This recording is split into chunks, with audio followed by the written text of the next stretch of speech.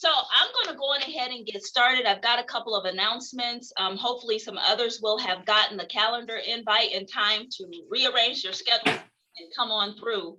But as you all know, we are a faith-based agency. I am Sharon Tubbs. For those who don't know me, if anyone is on the line who has never been here before and who don't know me, I'm Sharon Tubbs. I'm the director of HealthVisions.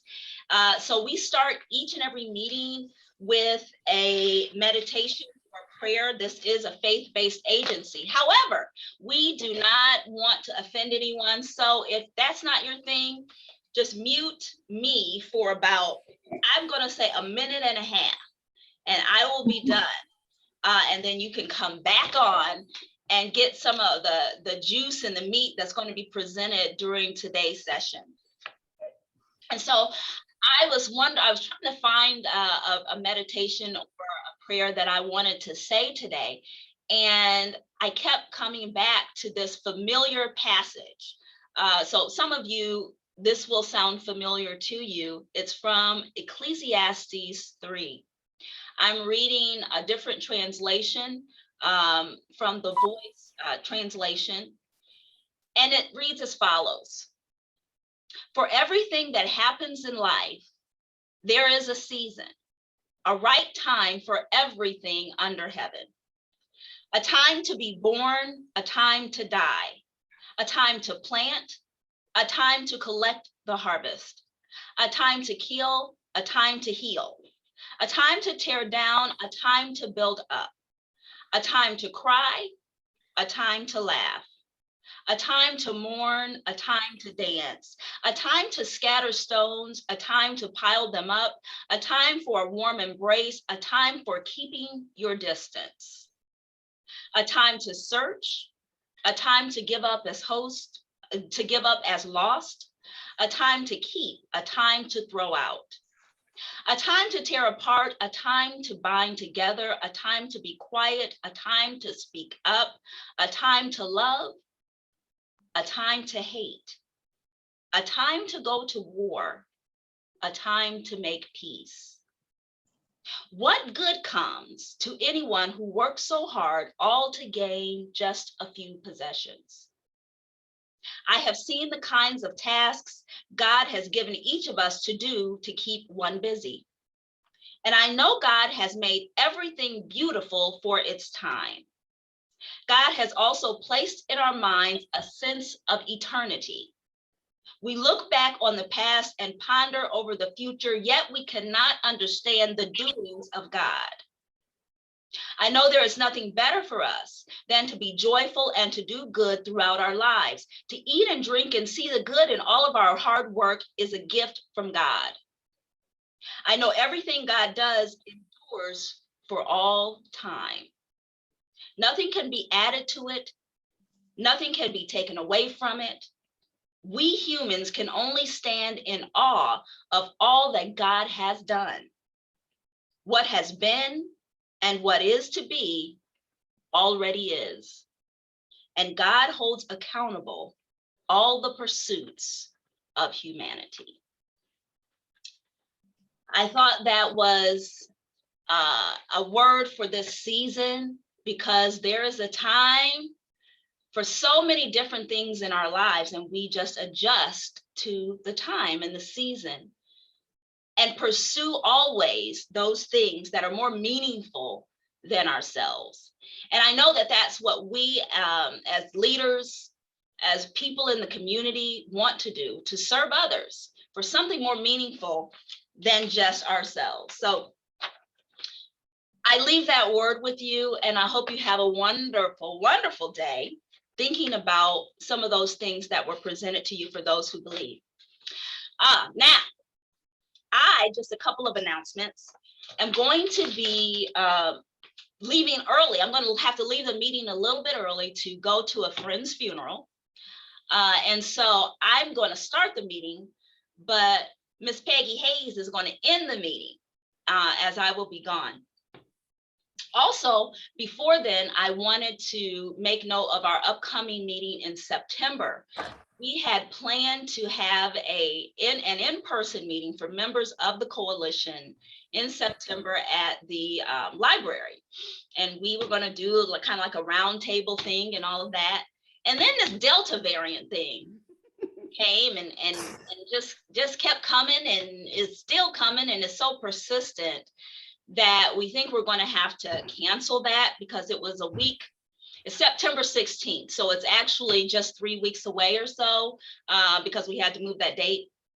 So we think we're going to cancel that in-person thing and have another virtual meeting. But I promise you, it'll still be good. We had planned to distribute at that time the t-shirts for those who did purchase your memberships, but we will get those to you in a different way. And I promise we're going to see each other again when the season is right. Okay. So with that said, going to move on with the meeting. I have a special treat for you. HealthVisions is in a season of change and transition. And so we brought in some new folks to our team, and I am super excited about the new folks that are coming into our team and some of the changes that have taken place. One of those people is Lupita Valdez. And she's there. See her waving her hand. Lupita is our new Latino CHW. And so she is taking the place of Gabby Lemos. Gabby went on to another big time career.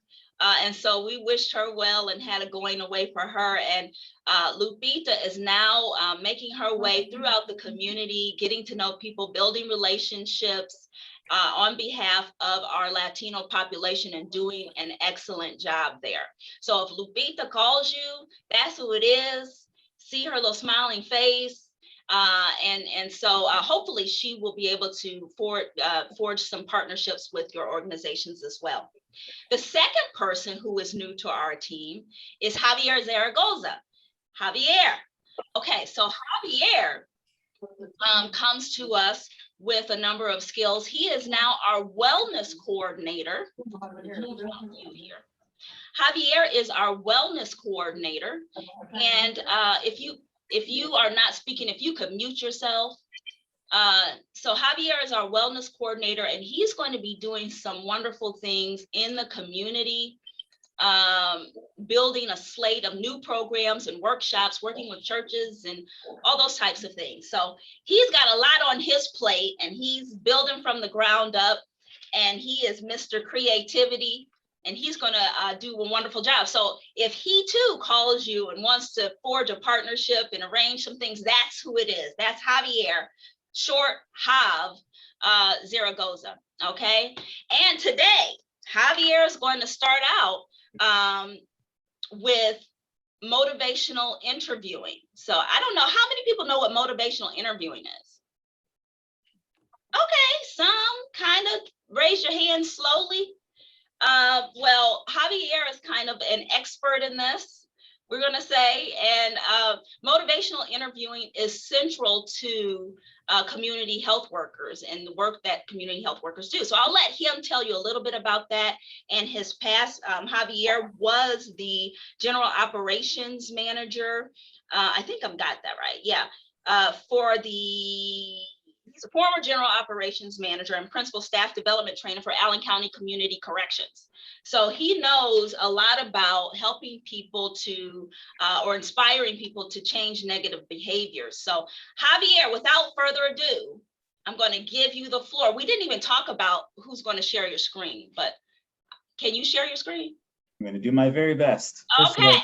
Thank you very much, and I'm very humbled to have the opportunity to speak with everybody today. I hope I get a chance to meet some of you in person over time, and I'm very, very grateful to be part of the HealthVisions team here in Fort Wayne. And so hopefully this information is some things that you have had the opportunity to have seen before. And I hope I don't belabor any of the things, but sometimes just a reminder is ultimately useful. And so let me do my best attempt to get this to be on screen here. Okay, if I do this, let's see. Okay. Okay, can everybody see the presentation? Okay, excellent, here we go. Well, on behalf of HealthVisions Midwest, again, I am the new wellness coordinator, and I'm very, very excited to start new adventures here, trying to figure out how best we can help individuals in need and be able to provide a message of support and also enhance individuals' autonomy. As Sharon mentioned, community health workers utilize evidence-based practices that help individuals become more effective as professionals. I'd like to think that evidence-based practices, or EBP, as I call it, are things that we do on purpose, not by accident. These are things that are identifiable, reproducible, and effective. When I hear people using this technique, I can see that they're doing it effectively. I can see when people are using specific skills that the specific strategy recommends. And those are the things that if you do them enough time, stylistically, people will learn how to respond to it. Most of the time, professionals have told me that they encounter a little bit of resistance at first whenever clients can identify that the clinician or the person, the professional, is using some of these techniques to try to get information and be able to help a person make decisions. And sometimes those little roadblocks happen. Ultimately, we're going to make some recommendations that will hopefully help you along that way. And so I would like to begin by stating that CHWs use motivational interviewing as one of the first and best communicative pathways to be able to help people move beyond their ambivalence between things that people want to make changes in their lives and the reasons why they haven't made those changes to date. Okay. I am also, I should mention, a member of the Motivational Interviewing Network of Trainers. MINT is an international organization that has studied over the course of the last 30, almost 40 years, the implementation of change behaviors. Initially started in the arena of substance abuse, finding ways to extinguish addictive behaviors. Moving on, it's found application in medical staffing as well as traditional clinical staffing, as well now in criminal justice, where I found my introduction to the process. And so hopefully I can give you some examples that you might find palatable and be able to throw into your repertoire as you consider some of these different ideas.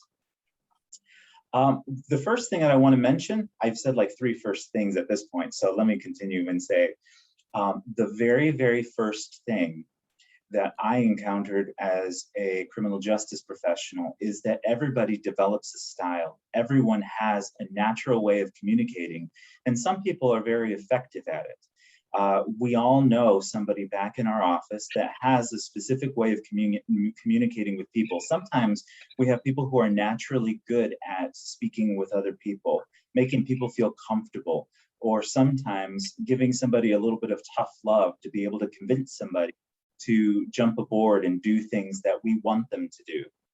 It's not a form of manipulation, kind of like a car mechanic works on a car. We as professionals work with and for our clients, not to and on our clients.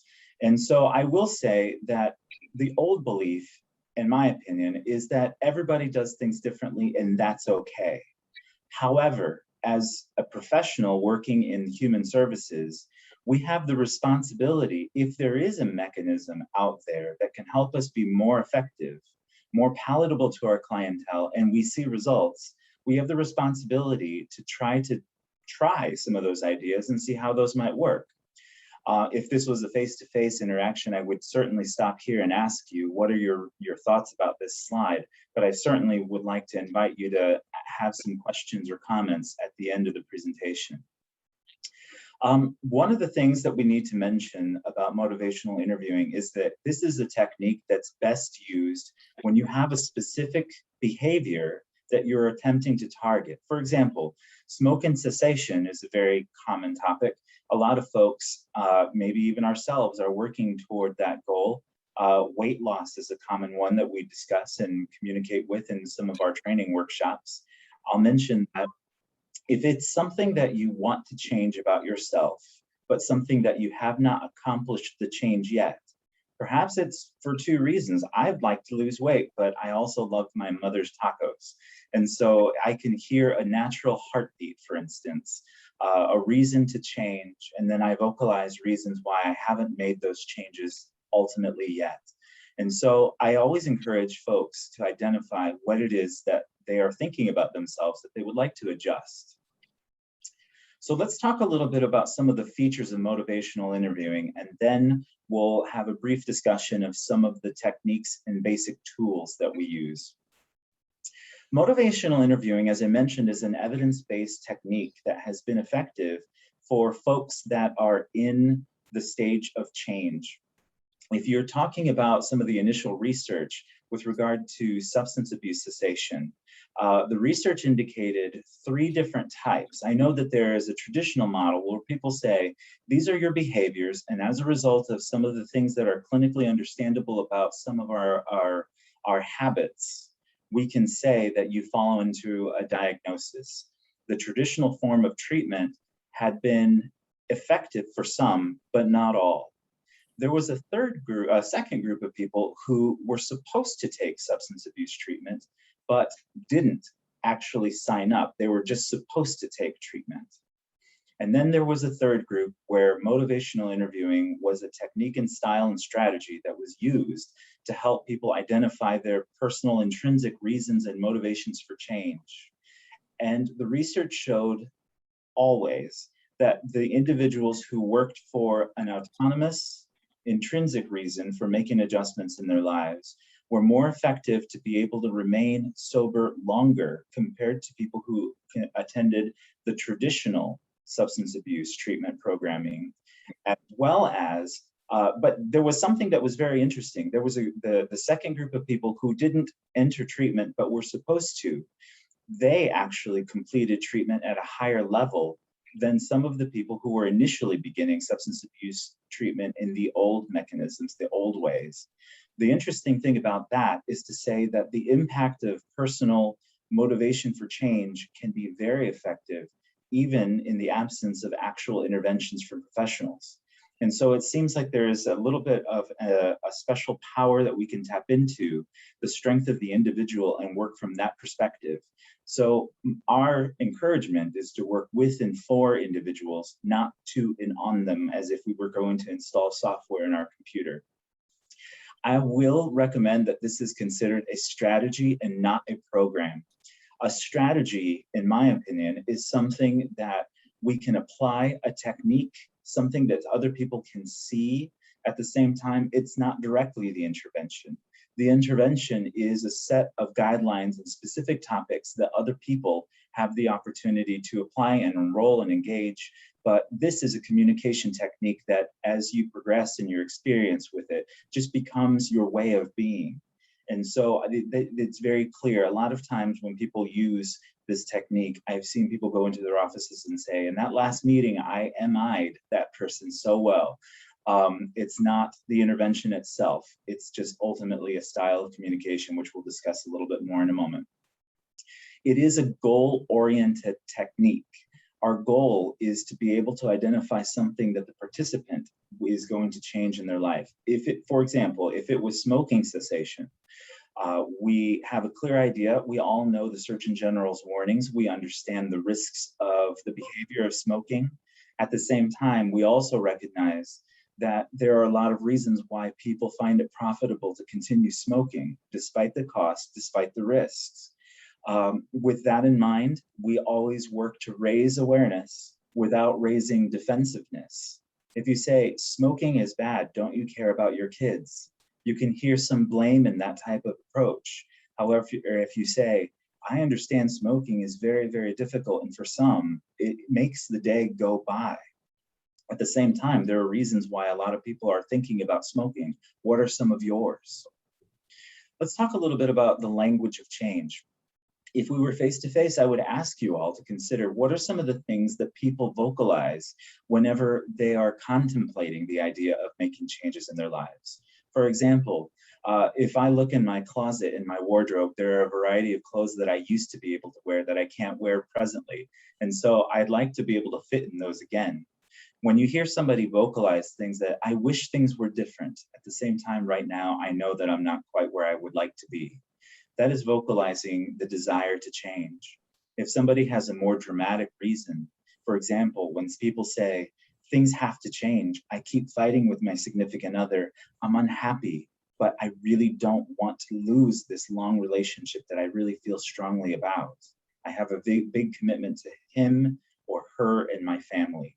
And so some of those things vocalize an urgency for change. And our job is that our ears perk up so that we can listen for specifically what people are contemplating and be able to magnify that through the course of our conversation. We also want to explore ambivalence. Ambivalence is a very, very painful place to be. When an individual feels that they need to do something for themselves and at the same time haven't been able to do it. Sometimes there are, like I mentioned in smoking cessation, there are definite examples why people continue to use that they find profitable. They might say, you know, one of the things that I still do is smoke, but let me be honest with you, I've been successful at stopping using drugs or alcohol. At the very minimum, smoking does give me an escape from life for just a few minutes. And I don't know that I can get by without that. A person is exploring that they want to make even further changes in their life, and yet they haven't been able to stop smoking because it does something for them that they find value. The wrong thing for me to do might be to say, well, you still can make some more additional improvements in your life. If you stop smoking, you wouldn't have to incur the costs. That almost feels like I'm running ahead of my client. If I say things that kind of urge a person to close and seal the deal, vocalize your commitment to making the adjustment, sometimes that's a little too premature, we call it. And so being able to identify the reasons why a person hasn't changed and then magnify the reasons why a person chooses to make some adjustments is always important. So the next item on the list here is enhancing commitment toward change. As I mentioned, there are ways that we can amplify the way that people will perceive their energy toward making adjustments. I'll give you an example. A lot of times when we communicate, the last thing in the conversation that we contemplate in our minds is the last thing we heard. Sometimes I've noticed people make changes or vocalize change talk, as I call it, in a manner like this. They'll say, I want to, but I don't. I wish I could, but I haven't. And it feels something like, I'd like to lose weight, but I love my mother's tacos. That, for example, is the natural cadence, the beat, the heartbeat of expressing their want to do something different, but naturally haven't made those adjustments just yet. Sometimes when I reflect that information back to my listener, I'll often switch the order of those pieces of information. I'll hear, your mom's tacos are fantastic, probably some of the best that you ever had. And I can hear the love that you have for that tradition of cooking in your family. You guys heard a little bit of that identification of why the specific reasons for not changing are important. And then I might say, and at the same time, losing weight is still something really important to you. And it's frustrating you that you haven't made the progress that you wish you could have been able to see. Hearing those things in just that different order helps somebody establish a little bit more gusto, energy to be able to pursue that conversation. And the next thing the person might say would be, well, you're right, mom's tacos are great. And at the same time, losing weight is important. I'm sorry, I heard it. I apologize. Let's keep going. All of this we want to do in an atmosphere of acceptance. Individuals come to us with a varied background, and oftentimes people, their specific values and beliefs do not match directly to our own. And I'm certainly preaching to a choir when I say this, but working with individuals with an utmost identification that they are doing things for their betterment, for their improvement, and that we find pro-social qualities in the things that they're doing. Even showing up to the conversation with you is a movement in the positive forward direction. And we want to encourage all of those things. And being able to identify somebody's autonomy and being able to help them identify choices and helping them solidify and identify that they are the ones responsible for the change and their own successes. People feel smart when they sound smart. not when I sound smart. And being able to have the opportunity to hear the good things that I say, meaning if I was the client, those things can be very impactful. Let's move on. So the very matter-of-fact definition of motivational interviewing, if I could mention that it is a communicative style, the style that identifies there is a specific target behavior, something that the person wants to change about themselves or sometimes might be required to change of themselves. As medical professionals sometimes have told me, people who have been told by their physicians that they need to make some adjustments immediately or have significant consequences to their health, yet at the same time, knowing that information, haven't been able to stick to the doctor's orders. I bet that can be very frustrating in the doctor's office. Sometimes there are court orders and requirements by other legal systems that require participation in one thing or another. I have found it very difficult to have in my past clientele attend and be willing to participate in parenting classes. The mere suggestion of sending somebody to a parenting class, you can imagine the person with the referral would say, I would like you to take this class. And the participant might say, are you saying something about my parenting? You can see the affront. And so the idea is sometimes people don't want to do some of these things that we're asking them to do. And sometimes we have to enhance a person's ability to identify the benefits of making these adjustments. Motivational interviewing is designed specifically to strengthen and enhance personal intrinsic motivation. And that is something that we do by giving people a variety of different reflective statements, including affirmations. And that is the reflection of positive pro-social commentary that they offer us, that they're making decisions and improvements, or at least contemplating moving toward change. And that is something that can be very powerful. In fact, one of the fastest ways to develop a new relationship is to provide people positive feedback for the things that you identify that are very, very good. When clients show up on time, when clients do anything thoughtful, when clients discuss trying out a new idea. I want to lose weight. So this time I stopped eating by 8 p.m. because I heard that the later that you eat at night, the less time your body has to metabolize that food, and you end up having more weight gain if you eat later. And so stopping eating by 8 o'clock has been easy for me. You can reflect that by saying, you tried something new. And if that really is a way that can make you lose weight, you can do that pretty simply. And so you can enhance people's identification of their own strengths by reflecting that information back to them. Let's discuss briefly a few strategies. Some of the things that we often get into with our clients are factual arguments. In criminal justice, you can imagine that there are a variety of people who have to provide urine drug screens. I've often seen professionals chase, quote unquote, the truth. They say, well, you provided a urine drug screen. Would you like to tell me something about that? Assuming the results might have been positive for a substance or another. The client might say, why? No, absolutely nothing. There's nothing that I want to share to you about that. And the client says, or the worker might say, so there isn't anything you want to tell me, and you haven't used marijuana in this last few weeks. And the client would just simply continue the denial process. Arguing with clients isn't the way to go. Again, preaching to the choir here, I would imagine that the first thing that I would do is just simply state the facts. You provided a urine screen that results were positive for the use of marijuana. Let's talk a little bit about what happened. That might be an easy strategy that can keep conversations moving in a with and for perspective, as opposed to I'm working to and on and forcibly with you. Always communicate with a sense of absolute worth for the individual, a radical sense of acceptance, making sure that whatever it is that a person is going through, they're okay. It's their status. I often use bumper stickers in my way of communicating.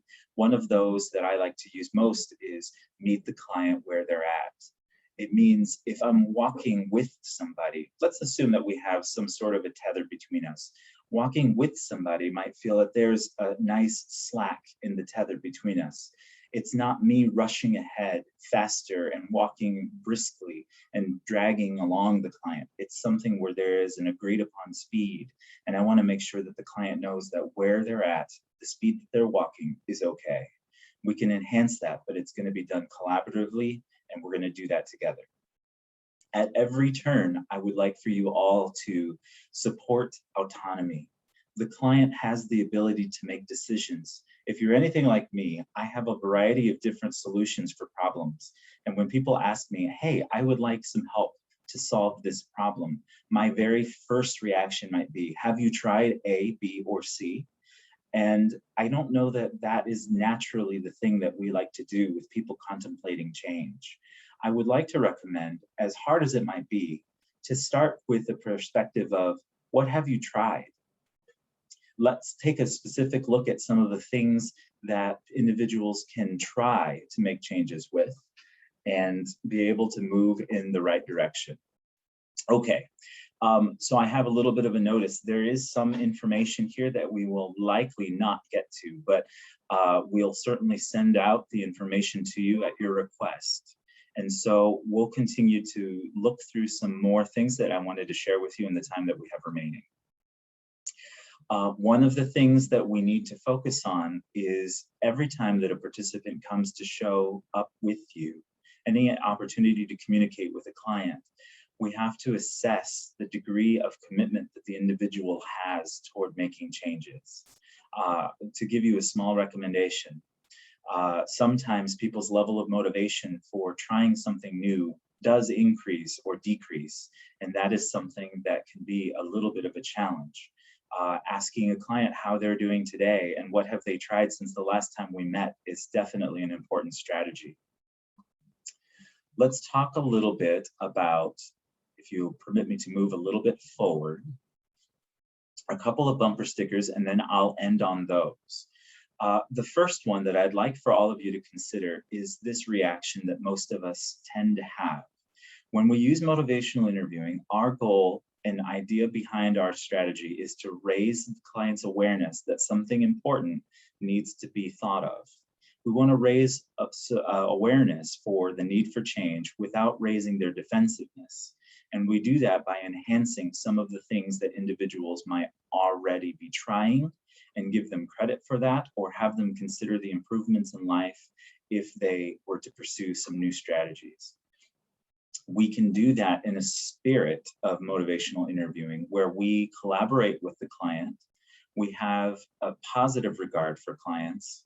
We show distinct compassion for their situation in empathy, not necessarily sympathy.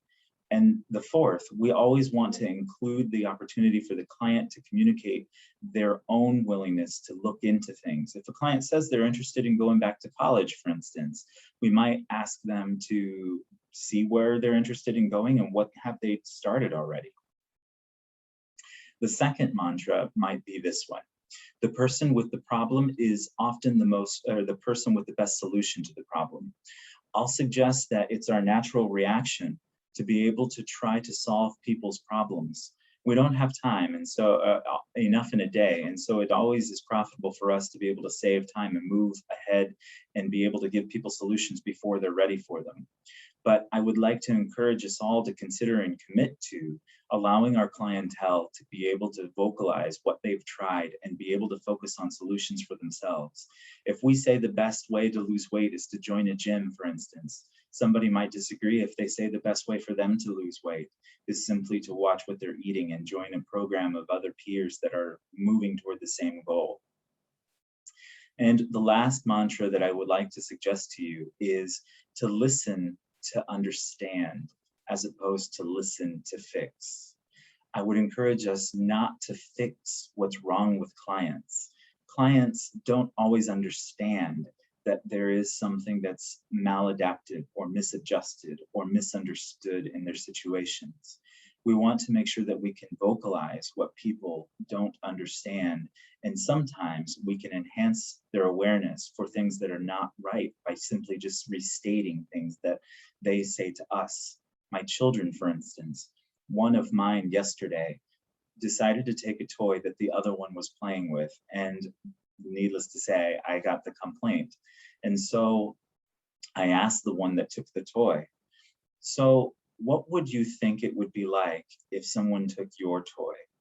And so my daughter said, I absolutely would hate it and I would take it back. I said, so you can understand why your sister wanted to take back the toy that you took. And the idea is, if I was to lecture directly, I think that the impact would be that my daughter would be upset with me as opposed to upset with her own behavior. And so don't listen to fix the situation, work to raise their awareness without making them defensive. And so those are the specific techniques that we would like to ask you to try when practicing motivational interviewing. And so I think I'm close to the conclusion of my time here. And so if you want some additional further opportunities to look into how this can be used for assessing clients' level of motivation, I would ask you to take a look at Prochaska and DiClementi's Stages of Change model. It's called the Trans-Theoretical Model of Change. It discusses the gradients of motivation and the steps that people take toward making adjustments in life. And so that is a profitable cousin, I would say, to motivational interviewing. And it's been developed close to the same time with maybe an additional 10 years of research. And that is what I had to share with you today. You're on mute, Sharon. Thank you, Javier. Can you hear me now? Yes. Okay, wonderful. So those were some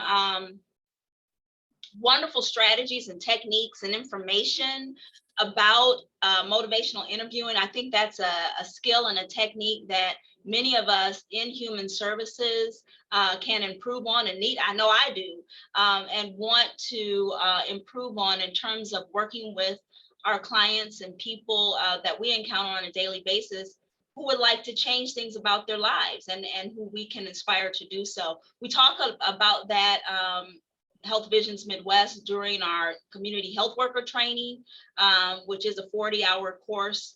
Peggy is the main trainer on that. And so it's a technique that we talk about as community health workers as well. Are there any questions? Are there any questions in the chat? I see some compliments. Awesome. Thank you for sharing. Interesting. So I'm glad that you all got something out of that. Are there any questions about motivational interviewing or what you have seen? If so, take yourself off mute and just ask it. If you're shy, you can put it in the chat. Okay, well, I think Javier must have covered it as much as you can absorb right now.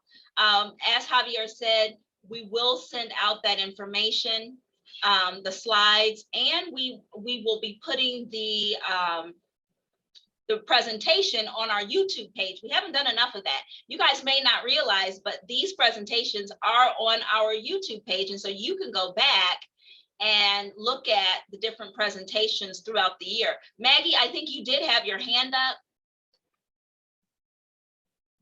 I was given some claps. I think I echo what Dr. Diana said. It's always great.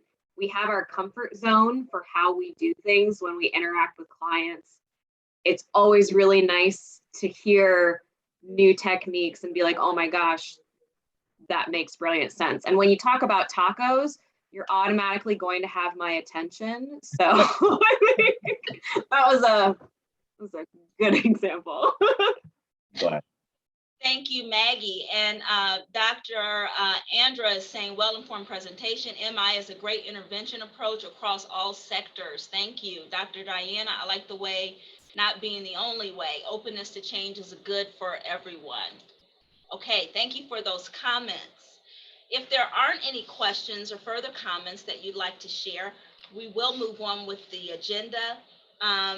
And we're going to move on to our partner news. I think I shared a couple of announcements with you at the beginning that we will be getting back with you about next month's presentation. It will likely not be in person as we had planned, but we'll be getting some more information about that to you. Who has some partner news to share? What's going on in your organization and in your realm?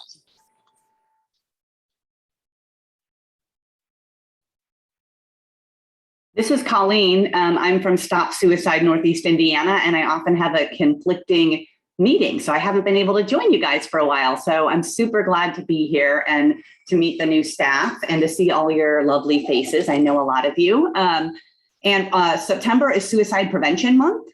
And so since I do suicide prevention, I wanted to let you all know that. And we've created a flyer that can go out everywhere, anywhere from, inside bathroom stalls to on social media posts and in staff newsletters. And we would love to put it out there with your logo on it if you wanted your own logo on it. So I will send information to go out to you all so that you can contact me and let me know if you would like a copy of this flyer. It has 5 steps for helping someone who might be thinking of suicide on it, and a QR code that people can get more information on.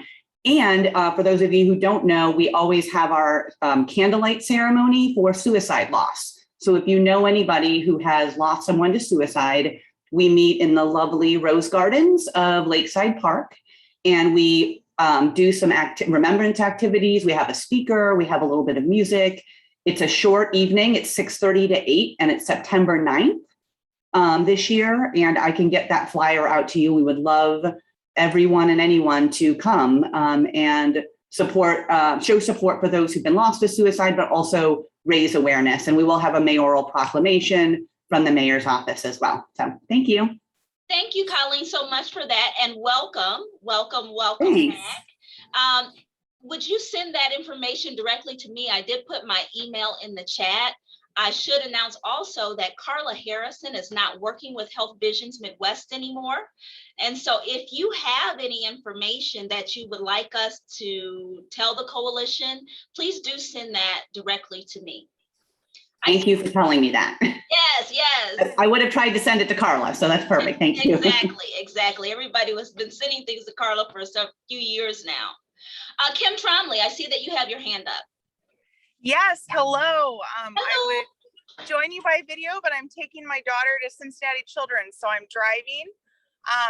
And so I just wanted to share that we will be having 2 mobile diaper bank events where we will be distributing diapers. One is at the Welcome to America event that is hosted by Amani and some other groups in the community, and that will be September 11th in the morning. And then also we will be distributing diapers at Recovery Rocks, which is a support event to help people who are struggling with addiction. So we will have mobile diaper pop-ups at both events. We also will be having our next health fair October 30th. It is a trunk or treat health fair, and we are anticipating 250 people. And so if anyone also would like to get in on that event, please email me at shepherdshandfortwayned@gmail.com, and we would be happy for you to be a part of it so we can share resources with the community. Kim, if you could put your email address in the chat, that would be great, and people can have that. Next up, I see a hand. Kalila has her hand up. Good morning, everyone. It's good to be here with you. Just letting you all know, this has been our week of 40th anniversary at the Center for Nonviolence. We've been doing a lot of things this week. Tonight, we're going to top it off with our 40th anniversary fundraiser. It's a dinner that's going to be at Proximo Private Club Room on 898 South Harrison Street. I think that you all should have received invitation to this, to try, the invitation to come to this dinner. Space was limited, but I still wanted you all to know that we will be out still doing this for the rest of this week, celebrating our 40th year here in the community. And we have been having an awesome, awesome time at doing that. So just wanted to let you all know. You're headed toward 41. So it's an awesome time for us. Thank you. Thank you, Kalila. Center for Nonviolence, a long-standing, wonderful organization in our community that I'm sure most of you are familiar with. And so happy anniversary. Happy 40 years. Maggie, you have your hands up. I do. So I have an ask for everybody. So We are beginning to do some work with our local churches to try to help our faith leaders be more supported with their aging congregations. So we know that there is definitely a need for pastors and faith leaders to kind of have some tools in their tool belt when dealing with a congregation that's aging. We are getting a list of local churches. So one, if you think this is something that your personal church would be interested in, please let me know. I'm going to put my email in the chat. But two, we really have a gap with our Spanish speaking churches, Latino churches, and our Black African American churches. So if you have any connections, or if you would be willing to have, this conversation with a pastor on our behalf, I would absolutely love to be able to hear any ideas and any and all feedback. We want to make sure that our seniors are being as supported as they possibly can be. And we know that our pastors are really being overwhelmed with the amount of dementia and Alzheimer's they're seeing in their congregations. So I'm gonna put my email in chat. So if you have any ideas, just shoot me an email. Sounds very interesting, Maggie. And I'm thinking that we can all pull together and help in that effort. That sounds like something that we can definitely make some connections with Maggie on. Thank you. Denise, you have your hand up. Yeah, thank you. First of all, I want to say thank you to Sharon for coming to visit our new River's Edge this week. And I gave her a flyer that I want to make sure that we share with everyone else. Last year was 2020. We all know what it was like, and we don't want to go back and redo some of the things that happened last year. No matter how things are looking now, we can be better than that.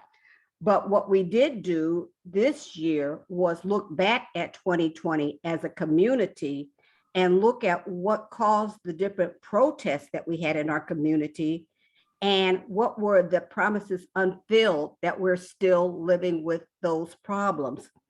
So Protest and Promises Unfilled is a display at the downtown library looking at the wonderful photography from DJ Eclipse last year about the various protest things, the broken windows and various things of that nature. But it was juxtaposed to previous protests in this community over school busing, redlining neighborhoods, cancer clusters, various things of that nature. This Sunday, we will be doing a continuum of this program called Conversations in the Community. So we'll talk with others, including myself, that lived through some of this.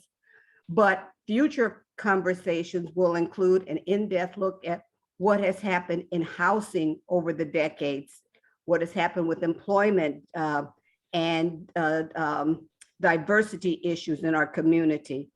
And specifically of interest to this population is what has happened to our health disparities in this community.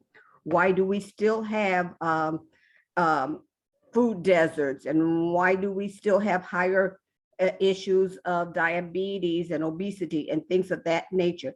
That's not just by happenstance. There's a history to that.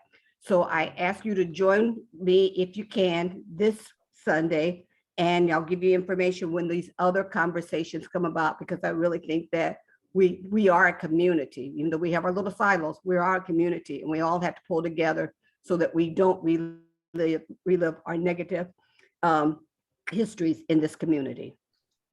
Time is 2 o'clock, 2 to 3 o'clock, downtown library. Thank you so much, Denise. Now, I want you guys to keep on sharing, but as I told you, I'm going to leave a little bit early, and Peggy's going to close things out for us. So you'll see my name up here, but I am gone because I need to attend the funeral. So thank you so much for coming, and keep on sharing your good news. Hey, this is Diana Jackson Davis. I have to leave too. And so just a couple of things with the diversity dialogues that will be taking place on September 24th. It is part of the Hispanic Heritage Month. And I know that so much is going on, which tends to be, a lot of negativity around our health and COVID. And you know what? So many great things are still happening too. So we will host a diversity dialogue with Raquel Klein, really speaking about the Hispanic Latino X community and talking about the importance of interpretations and translations. But I think the bigger news, and I just want to share, kind of piggyback off what Denise Porter just spoke on, history. So history has been made in Fort Wayne. If you haven't heard, Dr. Kim Barnett Johnson is the new chancellor of Ivy Tech State College. She is an amazing, incredible friend of mine, the first Black African-American to be a chancellor in Northeast Indiana. And it's an amazing opportunity. Ivy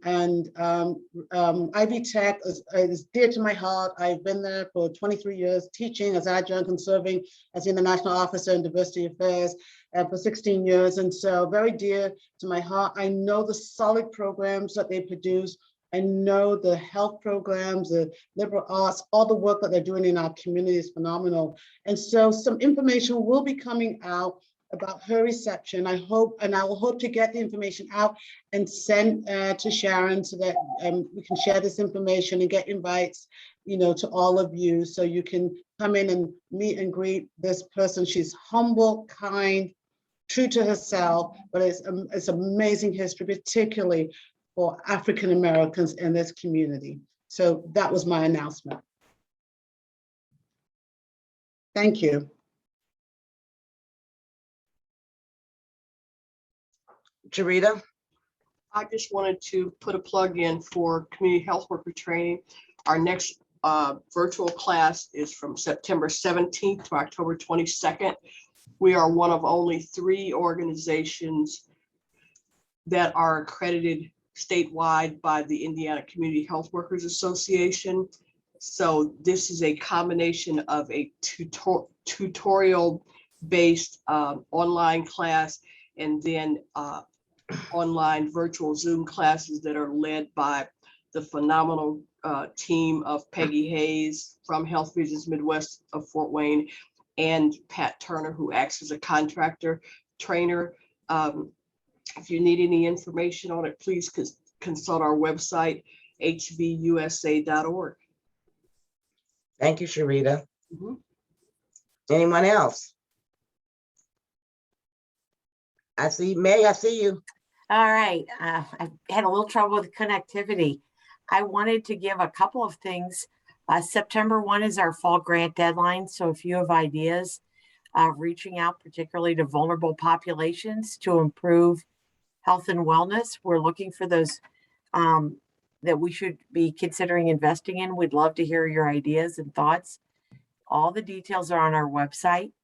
And that's www. I'll put the address in the chat box. The second thing I wanted to share, kind of building on the nice presentation by Javier this morning, we do have a special speaker coming in that we booked 2 years ago, Father Greg Boyle, who is a priest from Los Angeles area, who has established the largest gang rehabilitation program in the world. And he talks about how to use compassion in all of your work to really magnify the impact of the transformation of your work. And we were able to get him booked to come to Fort Wayne 2 years ago. So he is coming October 8th. We're bringing him in with the University of St. Francis, and we'll put a link. If you go to our website, Mary's put in there for the grant opportunities right on the front page. You'll see how to get free tickets for that as well. But thanks, Mary. It's real easy, and we'd love to have you all there. It's a real exciting honor to have them come to Fort Wayne. So thank you. Those are my updates. Thank you, Meg. Anyone else? I see we have some things in the chat that Nancy's looking for a couple of people that she has positions for. So if anyone needs a job, anyone that needs a job, Nancy from Tobacco Free Allen County has some positions open. Maya has something. The food bank is hosting Serving You Saturday community event on Saturday, September the 11th at Tillman Park from 8 to 11. So she has a flyer, and hopefully she'll send us that flyer so we can get that out. So that's all I see in the chat for the moment. Any other information anyone wants to share? Now's the time to do it. Yeah, this is Celia Reyes with MDWise, and we will be hosting a Back on Track event this weekend, immunizations for children, from 9 to 3 on Saturday. On Sunday, we'll be doing it from noon till 3. And this is going to be at the Super Shad location at 1515 Hobson Road in Fort Wayne. All right, thank you. Thanks. Anyone else? All this good information. So you've got lots of things you could do for the weekend. Anyone else? Well, as usual, we always thank you for being a part of this, and hopefully you gonna take this motivational interviewing and use it on your clients, use it at home.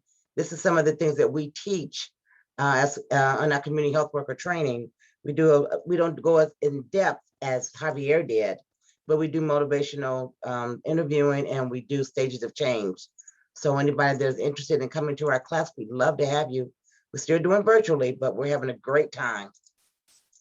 So look on our website and see if you're interested. Anything else from anybody? No? Well, I know you have a lot going on today, so I'm not going to detain you, but we thank you so much. And it's so nice to see all these faces. I'm glad to see your face. I'm glad to see you, Nancy. Glad to see you, Colleen. So I'm glad to see all of you. Glad to see you, Denise. So God bless you all. And I pray that you have a wonderful, blessed, and great day. So with that said, adios. Thank you all. God bless.